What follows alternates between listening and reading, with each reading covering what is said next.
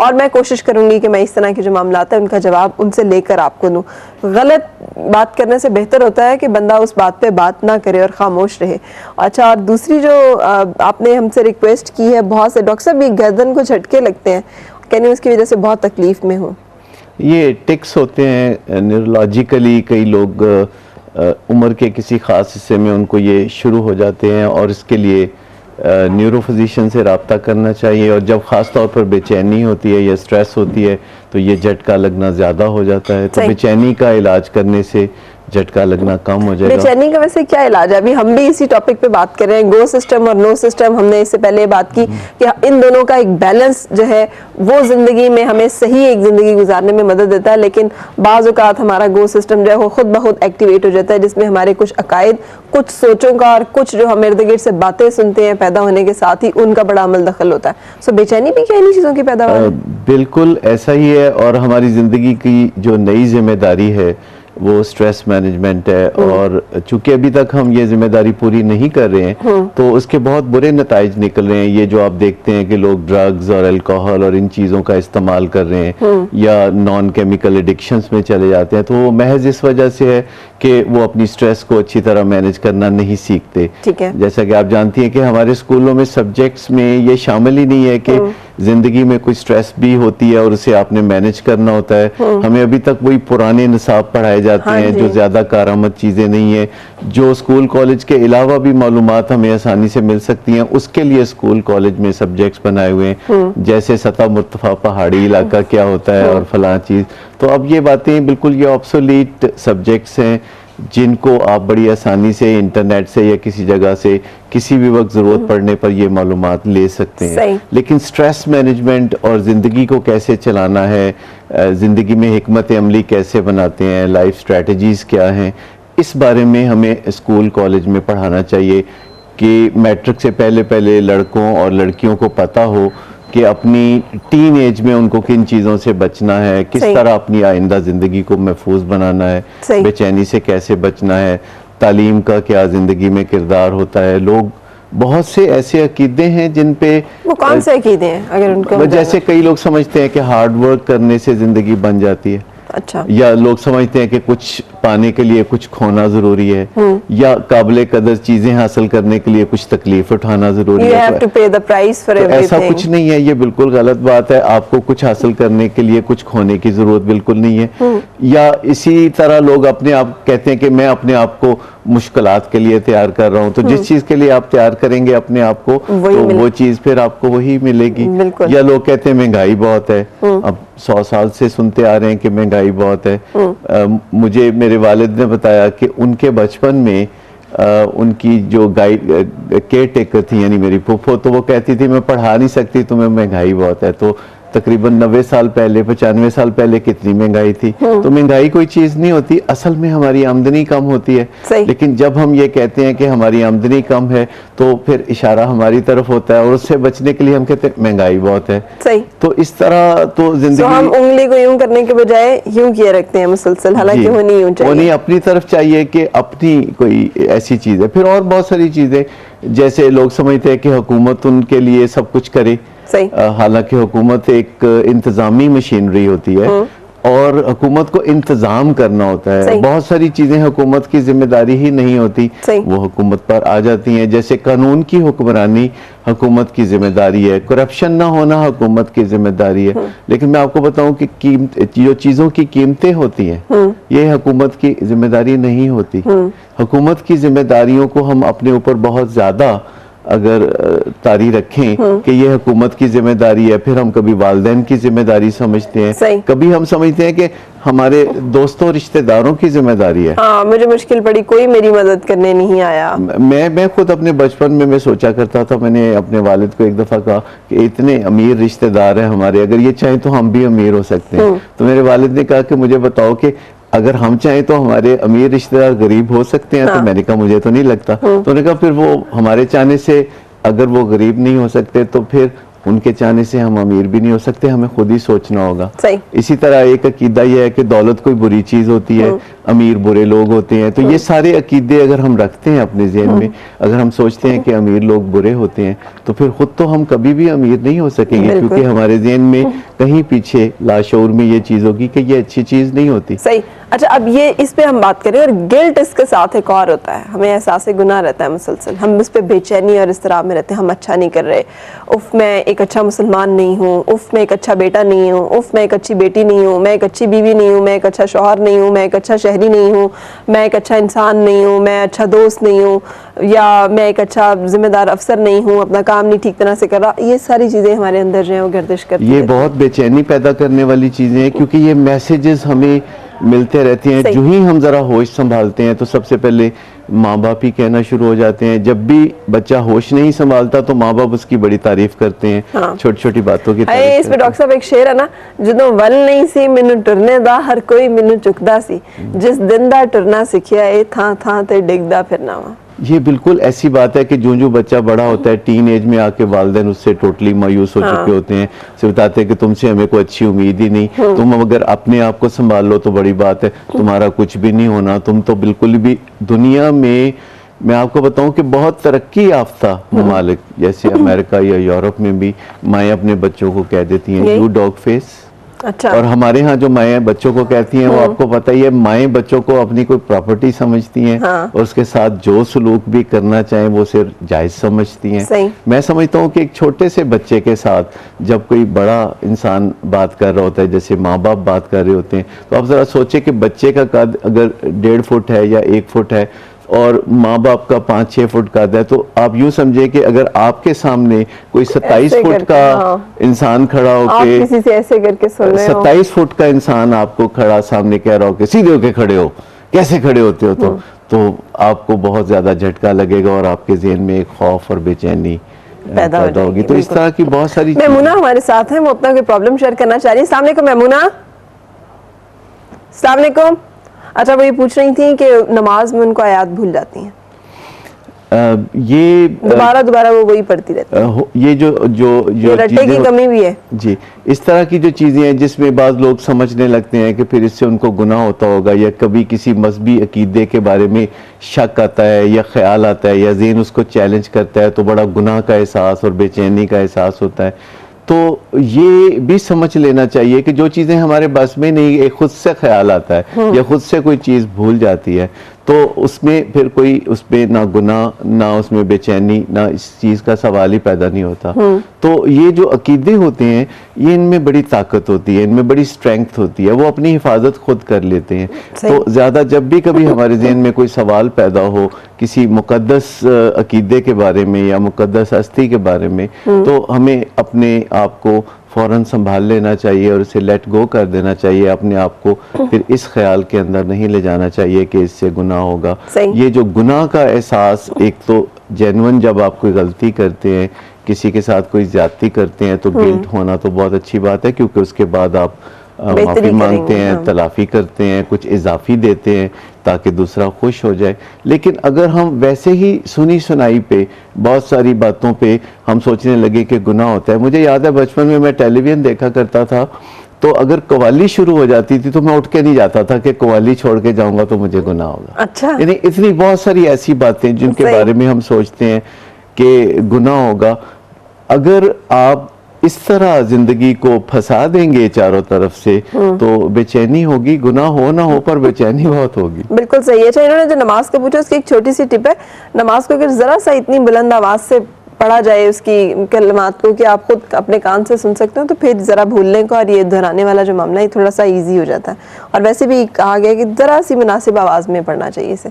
अच्छा डॉक्टर साहब, ये फिर अब ये तो हम बातें सुनते चले आए हैं, मतलब अम्मा तो सारों की यही कहती है कितने नालायक हो तुम, तुमसे जिंदगी में कुछ नहीं होना, तुम्हारा कुछ नहीं हो सकता, तो फिर अब क्या करे बंदा? खाली अम्मा नहीं कहती ना, स्कूल में जाए तो टीचर्स भी यही कहते हैं। हाँ। वो भी स्टूडेंट्स को, ज्यादातर स्टूडेंट्स तो क्लास में अव्वल आने वाले नहीं होते। हाँ।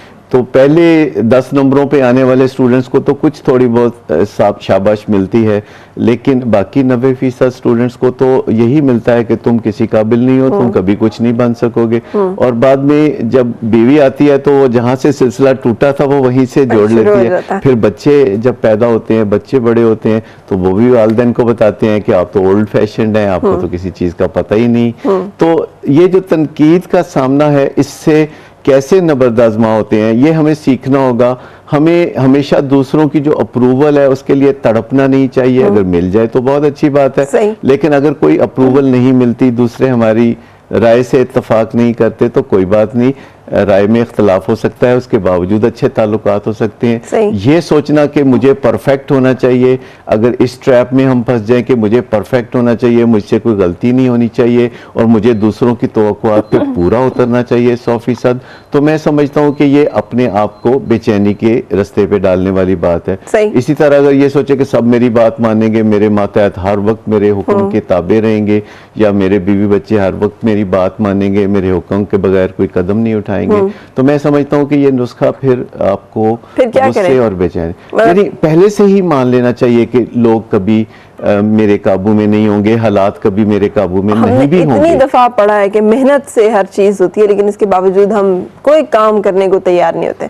आजकल जितने वर्कर्स हैं, जितने मुलाजमीन हैं, वो सब आटे लेने की लाइनों में लगे हुए हैं, कोई नौकरी पे नहीं जा रहा। उनको ये एक थैला आटे का ले लें, ये दोबारा नहीं मिलना। नौकरी का क्या है, नौकरी तो फिर जाके कर लेंगे। मैं आपको बताऊं कि ये ऐसे तरीके हैं मसाइल हल करने के जिनका कोई मुस्बत नतीजा ना पहले कभी निकला है, ना आगे कभी निकलेगा।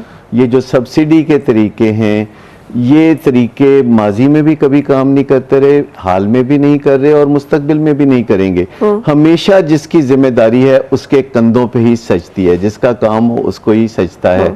लोग खुद ब खुद ये मिथ्स फैलाते रहते हैं। मैं कुछ ऐसी बातें भी करूंगा जिससे शायद इख्तलाफ भी हो, लोगों को इख्तलाफ का हक बिल्कुल है।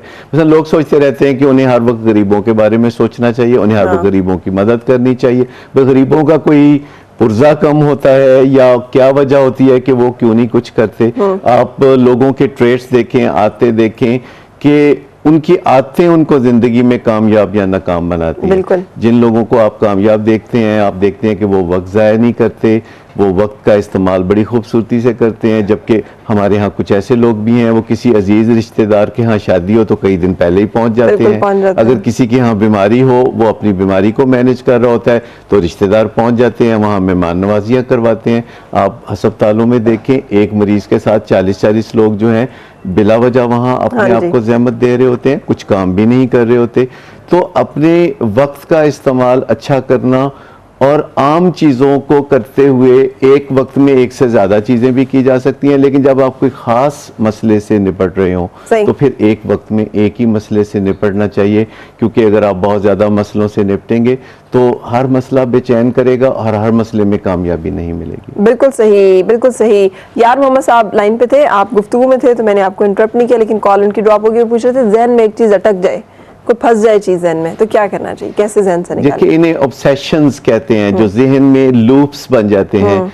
जैसे कि कभी आप टेलीविजन पे देखते हैं कि एक छोटी सी वीडियो क्लिप होती है जिसके पीछे कोई बात कर रहा होता है न्यूज़ कास्टर, तो वो न्यूज़ कास्टर की जब तक खबर खत्म नहीं होती वो वीडियो क्लिप रिपीट होता रहता है। इसे हम कहते हैं कि वो लूप बना लेते हैं। ऐसे ही लूप्स, चूंकि हमारा दिमाग भी कंप्यूटर के तौर पर काम करता है, तो वो एक बात शुरू होती है, खत्म होती है, तो फिर वो वापस वो बात शुरू हो जाती है, फिर खत्म होती है, फिर वो वापस बात जो है चलती रहती है।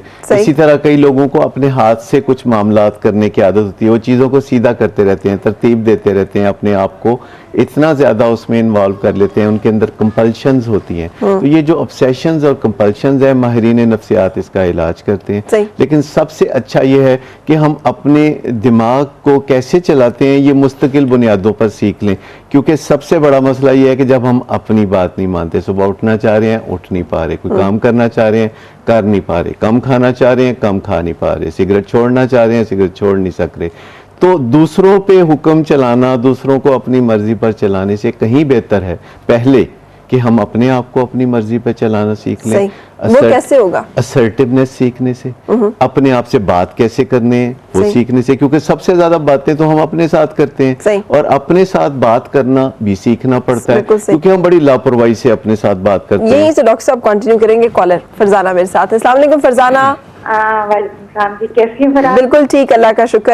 फराह, डॉक्टर साहब से मुझे एक अपने बेटे के बारे में प्रॉब्लम डिस्कस करनी थी। जी जी। कि वो 16 इयर्स का है, अभी उसने ओ लेवल्स किया है, लेकिन मतलब वैसे तो पढ़ाई में भी बहुत अच्छा है, बाकी सही। सब अपने फ्रेंड्स के साथ और घर से बाहर वो अच्छा है। सही। लेकिन मतलब घर में वो बहुत ज्यादा खामोश है। हम कोई भी प्रॉब्लम हो वो कभी हमसे शेयर नहीं करता। डॉक्टर साहब कुछ पूछेंगे इनसे? हाँ जी, आप कुछ और तफसील बताइए कि उनके ग्रेड्स अगर ठीक आ रहे हैं तो उनके ताल्लुकात बाहर दोस्तों से हैं या नहीं है, कि दोस्ती भी वो किसी से नहीं करते? नहीं, दोस्ती तो बहुत है, फ्रेंडशिप बहुत है, दोस्तों के साथ बहुत अच्छे हैं, ग्रेड्स भी बहुत अच्छे हैं, टीचर्स के साथ रिलेशंस भी बहुत अच्छे हैं। आप लोग कितना लेकिन वक्त गुजारते हैं parents के आपस में साथ अच्छे इकट्ठा? नहीं हैं। आप लोग आपस में वक्त इकट्ठा कितना गुजारते हैं? मतलब मैं सारा दिन बच्चों के साथ गुजारती हूँ। बातचीत और करती हैं कि रोकती टोकती ज्यादा है, ये ना खाओ, वो ना पहनो, इधर नहीं जाना, ये नहीं करना, शायद पढ़ने मैंने का बचपन टाइम? में ऐसा किया हो, लेकिन अब मैं चाहती हूँ कि वो अब मतलब मुझे क्या करना चाहिए कि वो चेंज हो। अच्छा, आप मुझे बताएं, घर में लड़ाई झगड़ा तो नहीं है आपका आपस में हस्बैंड के साथ? नहीं नहीं नहीं नहीं, ऐसा कोई नहीं, नॉर्मल हस्बैंड वाइफ है। डॉक्टर साहब, बल्कि कुछ और शायद पूछेंगे? बहुत देखिए, बेहतर है। बच्चों के साथ जो न्यूट्रल सब्जेक्ट्स पे बात करना बहुत इंपॉर्टेंट होता है। वालिदैन बच्चों से न्यूट्रल सब्जेक्ट्स पे बात नहीं करते, जैसे ऐसे सब्जेक्ट जैसे क्रिकेट पे बात करना, पॉलिटिक्स पे बात करना, फैशन पे बात करना, उन्हें कोई जिसमें कार्टून पसंद है, उस एक पे दूसरे बात की करना। कोई ऐसी स्टेक्स नहीं होती। जब बच्चों से ऐसी बातें की जाएं जिससे फौरन उनको अपना एनालिसिस होता नजर आए या उनको अपनी प्रोग्रेस चेक होती नजर आए, तो फिर भागते बच्चे हैं। थोड़ा सा भागते हैं इन चीज़ों से। मैं समझता हूँ कि दोस्तों के साथ बच्चे जिन मौज़ूआत पर बात करते हैं, वालिदैन भी उन मौज़ूआत पर बात करें। मैं ये नहीं कह रहा कि वालिदैन को बच्चों के साथ दोस्ताना रवैये रखने चाहिए, क्योंकि दोस्ताना रवैये तो दोस्तों के साथ होते हैं। वालिदैन को तो बच्चों को मैनेज करना होता है, उनकी रहनुमाई करनी होती है, उनकी कोचिंग करनी होती है, उनको डिसिप्लिन करना होता है, उनको समझाना होता है। लेकिन जब भी समझाना हो तो मैं समझता हूँ कि इसका एक दूसरा पार्ट भी है जो हम करना भूल जाते हैं, कि जब हम किसी को समझाते हैं और वो नाराज होता है तो फिर मनाते भी हैं। क्योंकि जब हम समझाते हैं तो असूली तौर पर हम सही होते हैं, लेकिन बाज़ औक़ात हमारा अंदाज सही नहीं होता और हम स्नब कर देते हैं बच्चों को, बाज़ औक़ात हम डांट देते हैं, बाज़ औक़ात उन्हें लेट डाउन कर देते हैं। तो समझाना और मनाना ये दोनों साथ साथ चलते हैं, और जब आपको समझाना अच्छा आ जाता है तो आपको मनाना कम पड़ता है। लेकिन अगर समझाना अच्छा नहीं आता, लूज टॉक कर देते हैं। वालिदैन बच्चों के साथ लूज टॉक बहुत करते हैं, जिसका बड़ा खुमियाजा भुगतना पड़ता है, बहुत कीमत अदा करनी पड़ती है। हम सोचते हैं उन रिश्तों में जिनके बारे में हमारा ख्याल है कि कहीं भागे नहीं जा रहे हैं, तो फिर हम उनके साथ लापरवाही बहुत बरतते हैं, जैसे मियाँ बीवी का रिश्ता है। बाज़ ज्यादा परवाह हम समझते हैं, हमने बच्चों को डिसिप्लिन करना है, हमने इनको ठीक करना है, ये बस अच्छे ग्रेड ले लें, ये बस पढ़ जाएं, ये बस ये हम इतनी मेहनत कर रहे हैं इनके लिए। इन चीजों की वजह से हम तवज्जो नहीं देते। वो हम अपनी खुशियों का दारोमदार जो है अपने पे रखने की बजाय बच्चों पे रख लेते हैं। हमारा बच्चा अव्वल आएगा तो उससे हमारी खुशी पैदा होगी। और तो मेरी जिंदगी में कुछ है नहीं, और बस बच्चे ही बच्चे हैं। मैं आपको बताऊं कि बच्चा जो है 97% नंबर लेके आता है तो माँ बाप पूछ रहे होते हैं ये 3% ये क्यों नहीं और अगर 2 आए तो तुम अव्वल क्यों नहीं आए, अव्वल आए तो तुम्हारे नंबर ही पूरे क्यों नहीं आए। तो मैं समझता हूँ कि बच्चों के कंधों पे अपनी खुशियों का बोझ नहीं लादना चाहिए, अपनी खुशियों का बोझ हमेशा अपने कंधे पे रखना चाहिए। यही वो वालिदैन होते हैं जब बाजार शॉपिंग करने जाते हैं अपने लिए, तो बच्चों के लिए शॉपिंग करके वापस आ जाते हैं। बिल्कुल सही, लेकिन इनका अंदाज ऐसा होता है कि जो बच्चों को मिसकम्युनिकेट अंदाज से ही करें, वक्त स्पेंड करें उसके साथ, उसे जानने की कोशिश करें, फिर उसको हैंडल करने। अच्छा डॉक्टर साहब, असर्टिवनेस आप बता रहे थे कि कैसे सीखें हम कि हमने अपने मामले। मैं ये बात कर रहा था कि अपने आप से बात कैसे करनी चाहिए, क्योंकि दूसरों से बात करने के बारे में तो हम कुछ ना कुछ एहतियात हद्दे अदब कुछ रख ही लेते हैं जितना भी मुमकिन हो, लेकिन जब हम अपने साथ बात करते हैं तो बहुत हार्शली जज करते हैं। अपने आप को बहुत पोलाइटली बातचीत करनी चाहिए, जैसे अपने आप को मुखातब करते हुए थोड़ा सा इज्जत का, अपनी इज्जत भी कोई चीज़ होती है जिसे सेल्फ इस्टीम कहते हैं, उसको भी मजरूह नहीं करना चाहिए। ज़रा ज़रा सी चीज़ों पे अपने आप को बुरा भला कहना, छोटी सी गलती हो जाने पे, छोटी सी कोताही हो जाने पे फिर अपने आप को अंदर से डांटना और बकायदा बुरे अल्फाज कहना। मैंने ऐसे लोग देखे हैं जो अपने आप को जरा जरा सी बात पे फिटे मुंह तक कह देते हैं अपने दिल ही दिल में।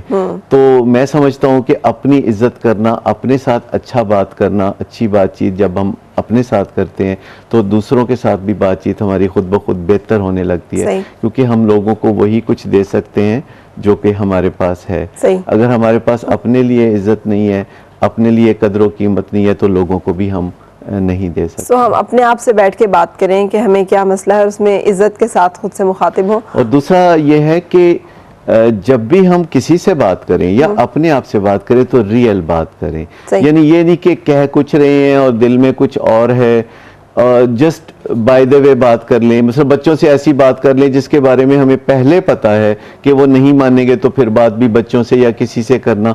हमेशा दूसरे से बात करते हुए ये पहले सोच लेना चाहिए कि जो बात मैं करने जा रहा हूँ क्या दूसरे मान लेंगे या क्या मैं मनवा सकूंगा। महज बात बराए बात करना, जैसे माएँ बच्चों कहती स्वेटर पहन लो सर्दी बहुत है, स्कूल का काम कर लो, बच्चा कहता है मुझे नहीं करना, मुझे तो पहले ये करना है, कहता अच्छा जाओ तुम्हारी तो आदत ही यही है। तो फिर ये इस तरह अपनी रेट को जो कमजोर करते हैं वालिदैन, इसके बड़े बुरे नताइज निकलते हैं।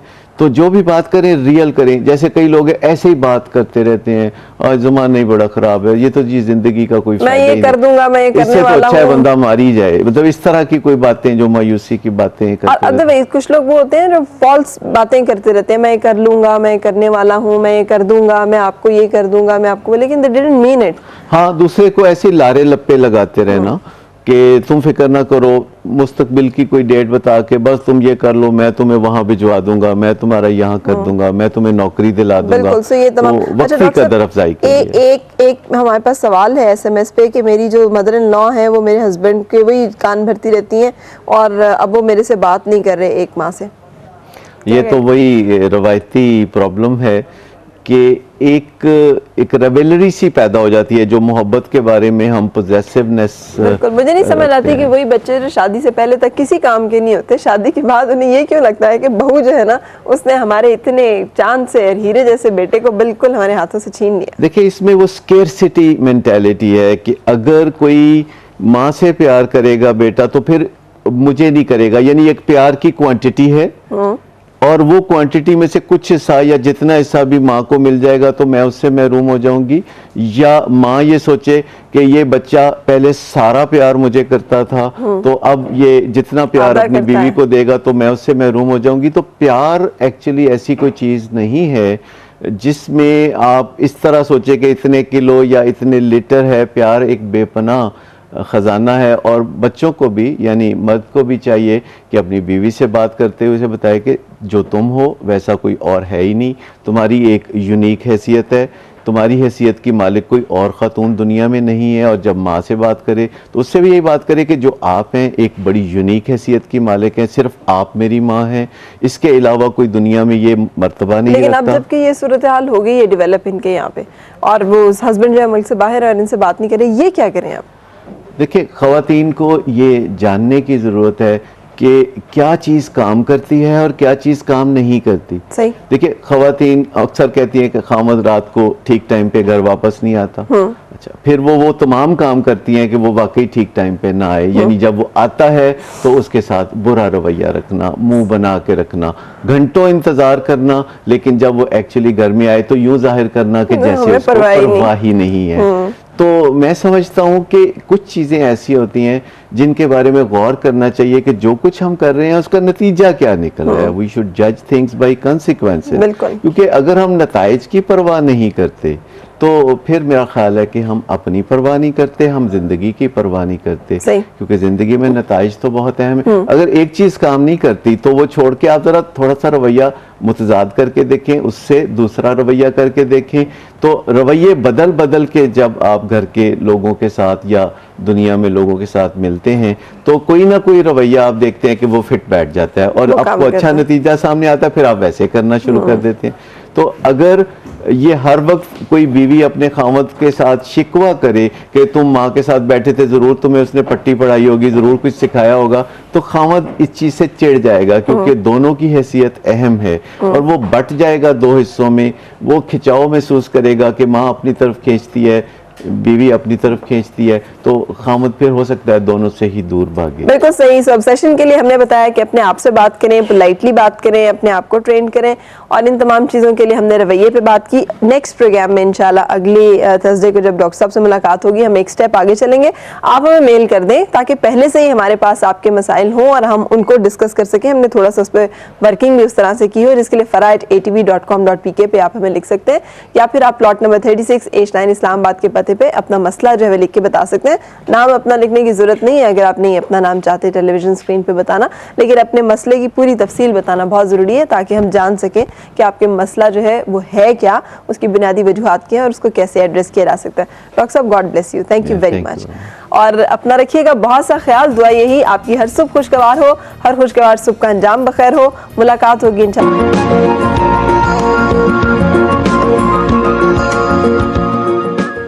खुश आमदीद प्रोग्राम का दूसरा हिस्सा, जहाँ पर कि मैंने आपकी मुलाकात करानी है डॉक्टर सदाकत से। डॉक्टर सदाकत एक बहुत काबिल साइकेट्रिस्ट हैं और विलिंग बेस लाहौर, कराची, इस्लामाबाद जो है उसके CEO भी हैं। और आप हमें बता रहे थे पिछले दिनों भी मूड डिसऑर्डर, बेचैनी, इस्तराब, एंग्जाइटी, डिप्रेशन, इन तमाम चीज़ों से मुतालिक। सो और उनकी माहिराना राय और तबसरे जो है वो बहुत अहम है और बहुत सारे लोगों को उन्होंने हेल्प आउट की है, ख़ास तौर पे एडिक्शन साइकेट्री के हवाले से उनका नाम बड़ा मोतबर है। अस्सलाम वालेकुम डॉक्टर साहब। वालेकुम अस्सलाम। कैसे हैं आप? अल्हम्दुलिल्लाह जी, मैं ठीक हूँ। अच्छा, ये सारी चीज़ें आजकल बड़ी इफेक्ट करती हैं। आप पिछले दिनों हमने बात की थी go system and no system, KNOW। अब उससे आगे हम चलें और इन तमाम चीज़ों को कवर करना चाहें तो क्या कहेंगे आप? पहले मैं थोड़ा सा अहाता कर लूँ कि जो बात हमने पहले की थी, यानी गो सिस्टम और नो सिस्टम, दो सिस्टम हैं हमारे जिनसे हम बहरानों से निपटते हैं। ठीक है। और गो सिस्टम का मतलब है जिसमें ज़रा भाग दौड़ की ज़रूरत होती है, यानी हमें अमली तौर पर कुछ करना होता है। तो नो सिस्टम वो है जिसमें हमने तज्जिया करके सोच की कोई ऐसी नहज पे चलना होता है जिससे हमारे मसाइल हल हों। और हमारे बहरान इन दोनों चीज़ों से मिलके, यानी गो सिस्टम और नो सिस्टम से मिलके हम बहरानों पर काबू पाते हैं। बिल्कुल ठीक है। और इसमें कोई कम्बिनेशन होती है, हर मसले के लिए कोई कम्बिनेशन होती है जो हमारे काम आती है। और सही कम्बिनेशन बनाना कि कितना भागदौड़ और कितनी सोच विचार चाहिए, ये हमारे लिए मसाइल हल करने का आला तरीन रास्ता है। लेकिन कभी कभी हमारा जो गो सिस्टम है वो ज्यादा मुतहरक हो जाता है, तो उसको थोड़ा सा स्विच ऑफ करना ये बहुत जरूरी है। और आज हम उसे स्विच ऑफ करने के जो तरीके हैं उसी तरफ चलेंगे, जिसमें हम जानेंगे कि क्या क्या चीजें हैं जो हमें रोकती हैं अपने आप को कंट्रोल करने से। कुछ तो हम पहले बात कर चुके थे कि अपने गो सिस्टम को रोकने के लिए, यानी स्विच ऑफ करने के लिए, और अपने नो सिस्टम को मुतहरक करने के लिए हमें कोई न्यूट्रल मसले पे या कोई मैथमेटिकल कैलकुलेशन पे बात करना होगी। लेकिन आज हम ज़्यादातर बात इस चीज़ पे करेंगे कि हमारा गो सिस्टम बार बार क्यों भड़क उठता है, इसमें हमारे अकीदों का क्या दखल है, कौन से अकीदे हैं जो इसको स्विच को ऑन कर देते हैं बार बार, खुद बखुद, और हमारे वो अकीदे कौन से हैं, कहाँ से आए, हज़ारों साल से हमने कैसे सीखे। क्योंकि बेचैनी एक सीखने का काम है। आपको अच्छी तरह पता है कि अगर एक बच्चा छोटा जो है 2 माह का, 4 माह का बीमार ना हो तो वो बहुत ही पुरसुकून होता है और बिला वजह मुस्कुरा रहा होता है। ठीक है, वरना वो बेचैन हो जाता है बीमार होते। हम कंटिन्यू करेंगे और इस मौजू के साथ अगर आप हमें अपने कोई SMS भेजना चाहें तो आप भेज सकते हैं। MWF स्पेस मैसेज टाइप करें 2886 पे भेज दें, या फिर 41023447। अभी रुकेंगे हम, खबरों का वक्त है न्यूज स्टूडियो की तरफ, फिर किचन, और किचन के बाद दोबारा डॉक्टर सदाकत से मुलाकात होगी। उस वक्त तक अगर आप अपने सवाल नोट करवाना चाहें तो करवा सकते हैं।